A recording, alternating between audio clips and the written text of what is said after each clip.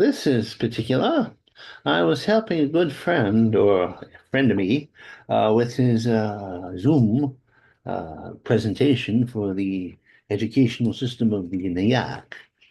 And we didn't take the blur out. And I don't know how to take the blur out, so we're going to have to work with what we got.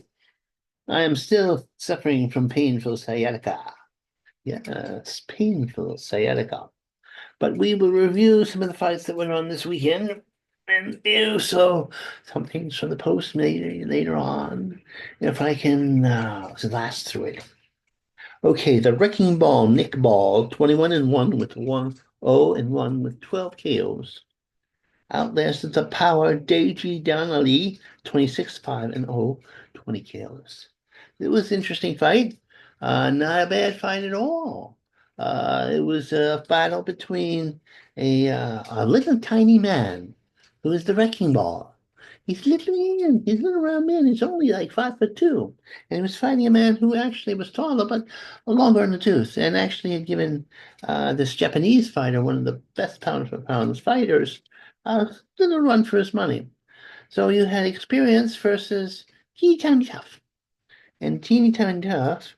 And O'Donnelly is 26-5-0 with 20 KOs. Was worn out eventually and overwhelmed in the end. And he might fight this Japanese all-time great pound for pound man. And the Japanese guy would have a sizable height advantage and would be his first battle with the lightweight division. Oh, yes. Ooh, that's a laugh in pain. Andrew Kane, 13-1 with 0 draws and 12 KOs. Kane, who has 12 KOs out of 13 fights at the time, for Charles Edwards, 21-0 with 7 KOs. Well, Charlie decided to runny the whole fighty. I mean, negative, negative, negative. Oh my God. And Kane wanted to batter him like Abel had been battered in the battle. He never got to, but he did outlast him and outfight him, and that was good because you wouldn't want somebody like Charlie getting a title shot off of basically being the Gandhi of boxing. Brad Stan, 12-1-0 with 4 KOs against inert Belito, 16-5-1 with 3 KOs. Now, in this type of fight between a slugger who can't punch and a boxer who can't punch, I believe Nito El Capo won the fight, and he shouldn't have. Uh, no, no, no, no, no, no, no, no, no, no. Boxer should have won the fight. He actually outperformed him, but for some reason, Romania got the vote. I think there was some Romanian judges there, and it was sort of unusual. Oh, there's some blurry in there. Oh, yes.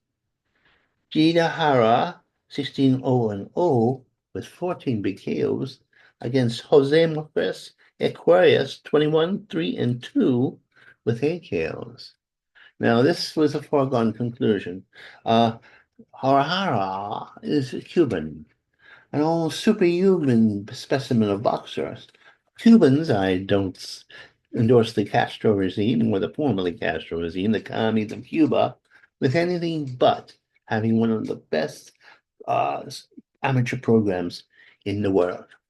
It's not that they must have great trainers and train them from birth, because they are exceptional boxers and they tend to win. Oh, look at that blurby on top of my head. See.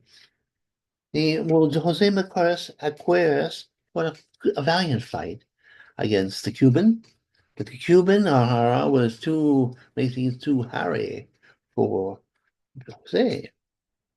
Jack Turner against Brian Farag.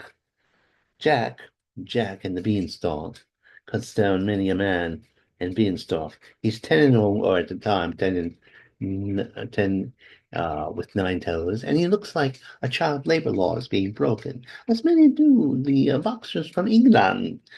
Baby-faced assassins they all are. He was by Fergo, who actually looked like a man with hair growing out of his face. Uh, but Frank, who's a durable fighter, an experienced fighter, 23-5 and 0 with 6 KOs, could not hold off the young man and was destroyed, knocked senseless within 1 round. My dear friends, this is a short nostrimini. I must go now because I hurt so badly. Ooh, yes, here we go. Goodbye, my friend.